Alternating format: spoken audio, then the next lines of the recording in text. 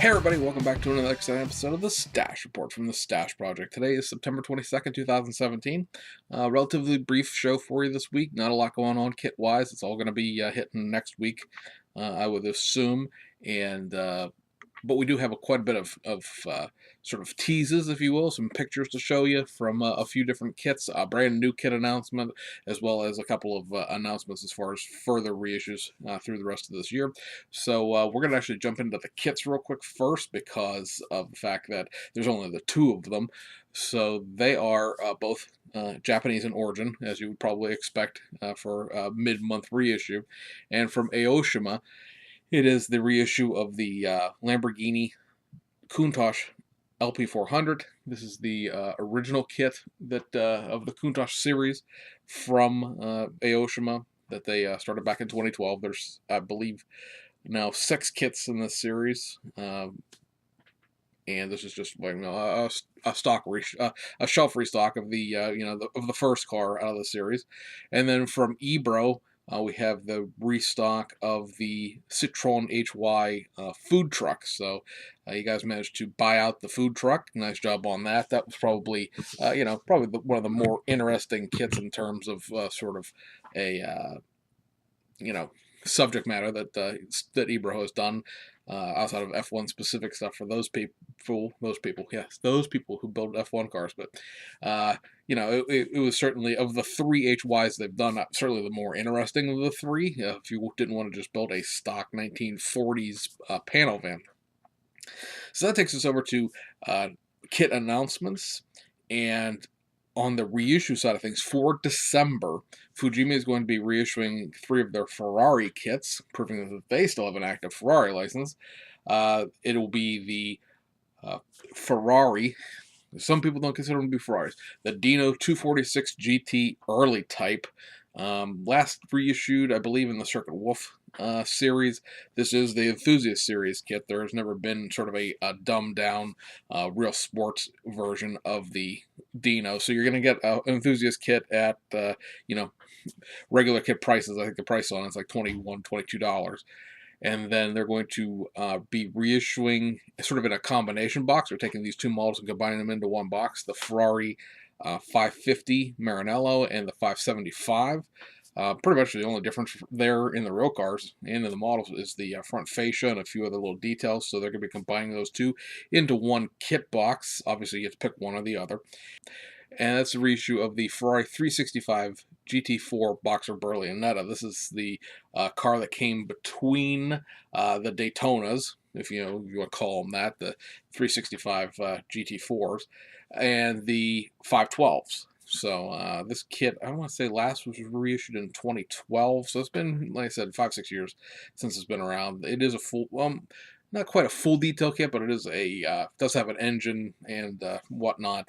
It's 150 some pieces, so it's not quite Enthusiast series, but it's not quite technically an entire engine either. So it's sort of in that gray zone between the two, but it is a full kit. And then in the brand new kit announcements, Meng announced this week that they are going to be doing this, a 2013 is what this ends up being, but it's a 2013 through 2017-ish Jeep Wrangler Rubicon 2-door. I know there's been a few people complaining already, because that's what people do in modeling anymore. They just complain about stuff. They don't build anything. They just bitch. That it is not a 4-door, and that it's not an Unlimited, or it's not a Sahara, or it's not a this, or it's not a that. And it's really getting to the point where, is there anything that anybody can do to make you folks happy out there? I'm pretty sure that they could come over, make your dream car, paint it exactly how you want it, build it for you, cure your cancer, and you'd still complain that there was something wrong with it. If you want to complain about something being wrong with this kit, okay, fine. Let's take a look at those tires on the box art here. They're it's kind of hard to see on the 3D picture there at the beginning.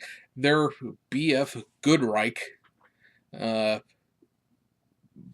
don't even know how you pronounce MVD, because technically I can almost handle the MVD part of this, because a V used to be a U, in certain ancient spellings, but it's Mudtorians. What is a Torian? Is that a Game of Thrones reference? Yeah, so much like the H1, which had BF Gadrich Bojo TAs, this is again have non-licensed BF Goodrich tires that are jokes. And I have posted on Meng's Facebook page that it would be my preference that they would just leave the sidewalls blank. Or if they really need to put this on one side of the tire, put it on one side of the tire and leave the other side blank. Because other than ordering new tires that have the correct logos on them, this is really stupid looking. And I quickly was given a reply from somebody else, some just random schmuck on the internet, who said that leaving them blank would look even stupider. And the only thing I could think of in my brain was, are you used to playing with like Tonka toys or Nylint or whatever? The old die-cast toys from the 80s and 90s that had branded tires that way. I remember my Nylint fire truck had Nylint tires on it. Um, you know, a Meng kit, whether, we could argue the prices about Meng kits all you want to, but that's not really the point. But it's just the fact that a Meng kit is going to cost you about $60. And that's getting it from the cheapest place in Hong Kong and shipping it over yourself. Don't even get started on what it's going to cost in Japan, or God forbid, even trying to buy it here in the United States through a hobby shop. It's going to be an expensive model kit. The kit itself is going to have a working suspension, which is a gimmicky thing that I don't necessarily need, but as long as it doesn't detract from the overall look of the kit, whatever.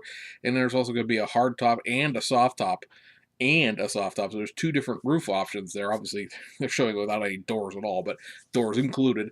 Don't know if it's going to be a full detail kit, but the other Meng kits, the F350 and the H1 were both full detail, so I would assume this one would be two for now, assuming, what that gets you. But, it's a full detail kit of the current, more or less. This, again, the 10th anniversary is a 2013 specific model trim level, but leave off the badging and suddenly it's anything up to current specs. Now 2018, the next generation of Wranglers coming out, so I've seen some complaining about that, about how they're making an old model, and they've done that with the F350. I mean, the F350 obviously was newer than the 2008 kit that they put out, and the H1 has been made since 2004. The comment was they're trying to make my model bench look like a used car lot, which I thought was the most unintentionally hysterical thing that I have ever heard, because, oh my God, what real current models are being made of anything anymore, especially Revell or Round 2, or, even really some of the Japanese manufacturers are making vintage kits, all the Skyline redos that Aoshima is doing and stuff like that. Your model bench looks like a used car lot no matter what. We stopped making annuals at AMT in 1997. Funk, that was the end of the AMT annuals. And then you can argue that the Firebirds and Camaros and Corvettes and stuff like that, and Mustangs and whatnot, existed through Revell up until about 2010 or 2012. But there hasn't been a current model of a car really in forever, because Revell's doing everything in these build and plays, or the slightly simplified pre-painted kits. Not a proper model kit, technically speaking.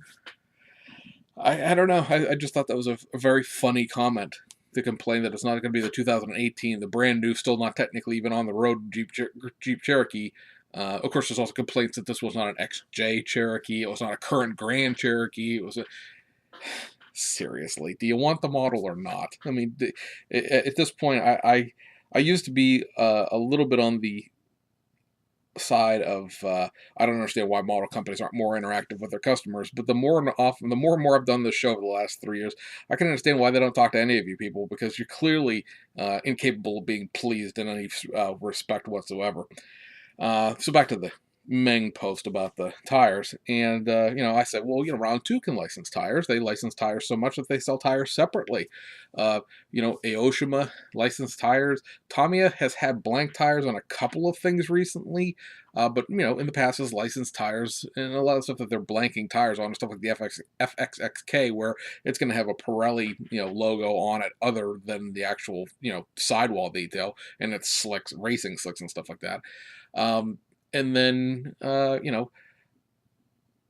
trying to think what my thought process died there for half a second. Oh, well, Hasegawa has some branded tires and whatnot. I mean, everybody manages to brand tires other than Revell, and apparently Meng, who can't do it correctly.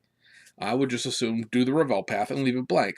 The guy said that if they would license BF Goodrich tires, it would make the kit cost $20 more, which based on the production run of an average model kit would mean that the licensing for the tire would cost $150,000.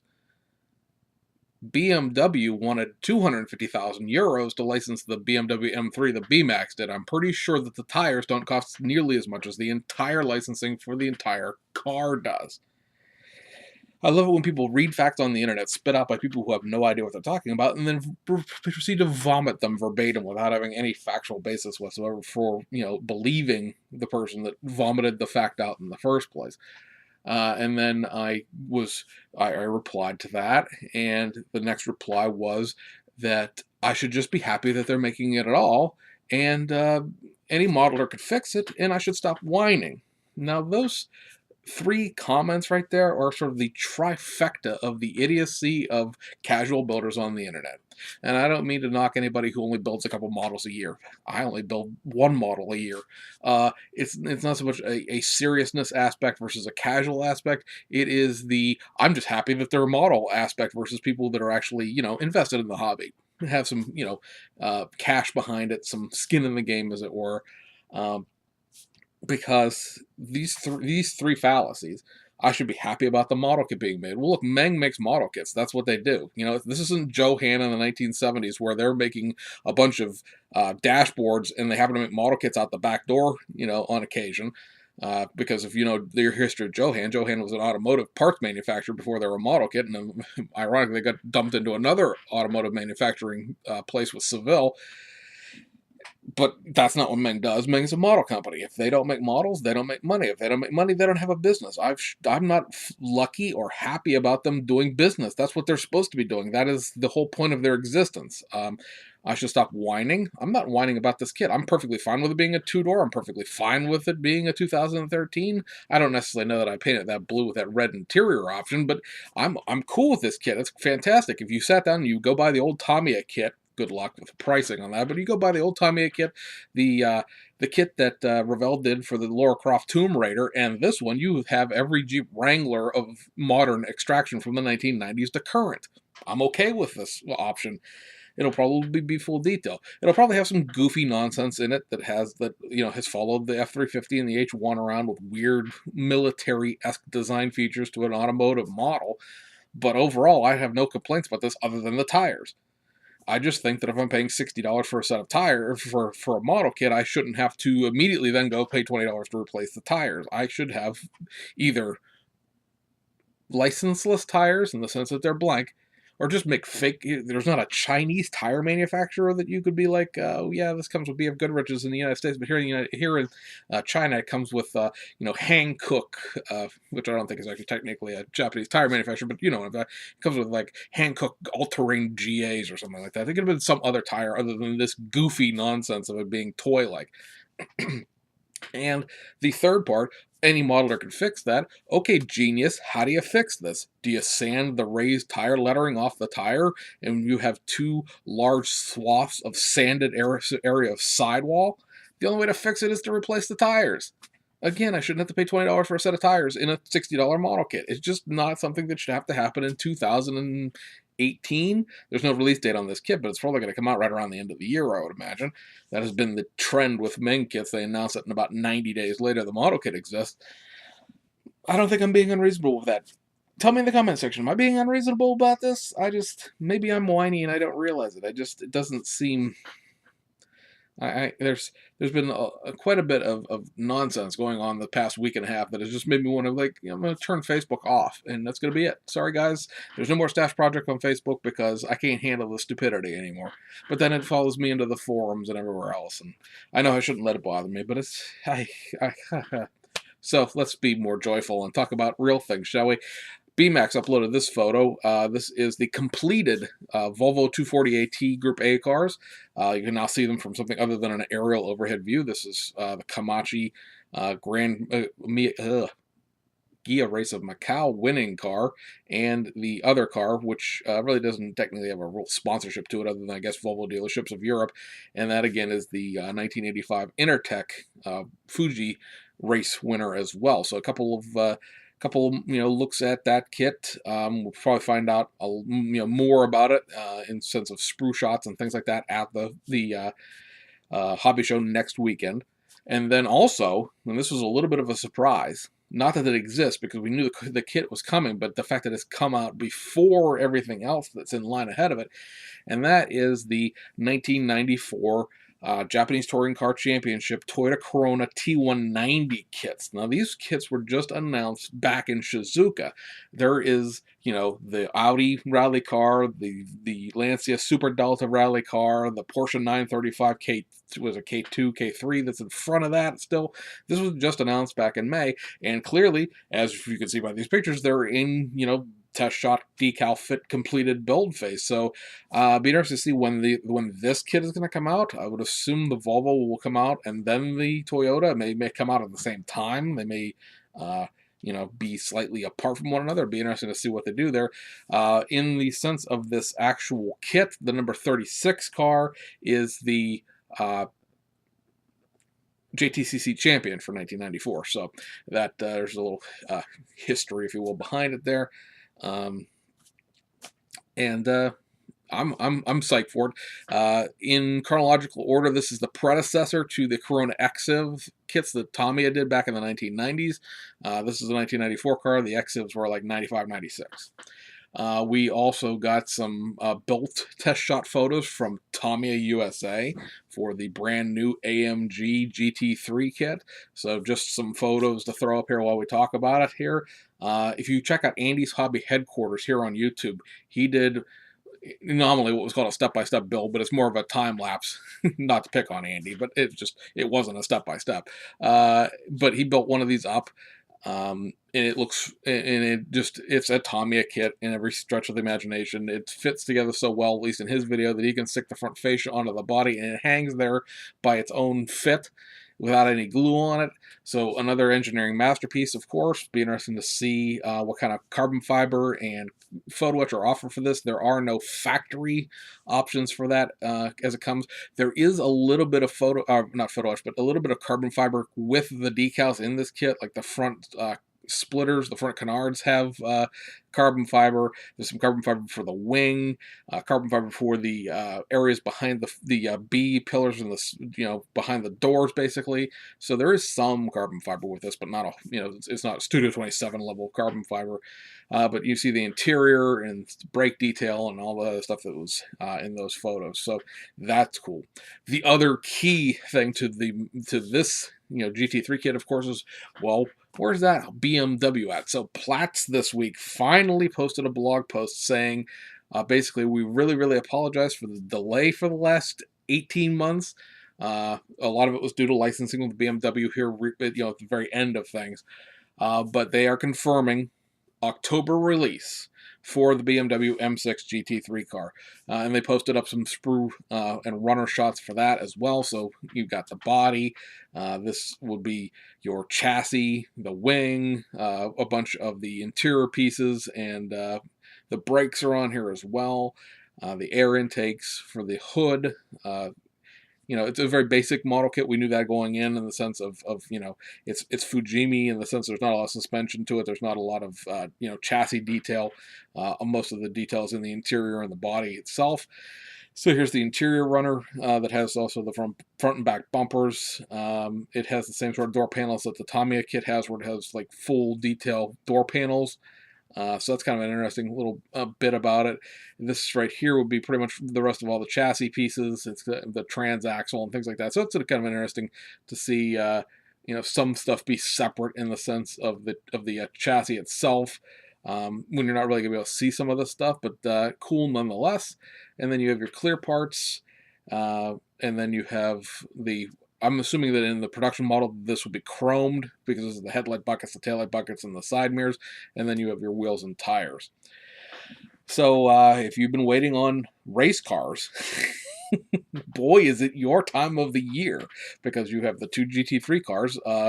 Nominally, the GT3 car will come out here in the United States at a higher price, of course, because it'll be imported in October. It's being released globally, or at least in Japan and other places like Hong Kong, in November. The BMW M3, of course, is coming out in October. And then you have the JTCC Toyota and the 240A Group A Toyota, or Group 240T Group A Volvo. So lots of race cars, lots of decals, lots of aftermarket. Hang on to your hats, as it were, because there's a lot of stuff in development already for the Mercedes, and now that we have a sort of a real concrete firm is really going to happen. It's not just a pipe dream thing about the M6. And some of those start getting out to the decal manufacturers, in advance. I think you're going to start seeing some, hints about what's coming there as far as those.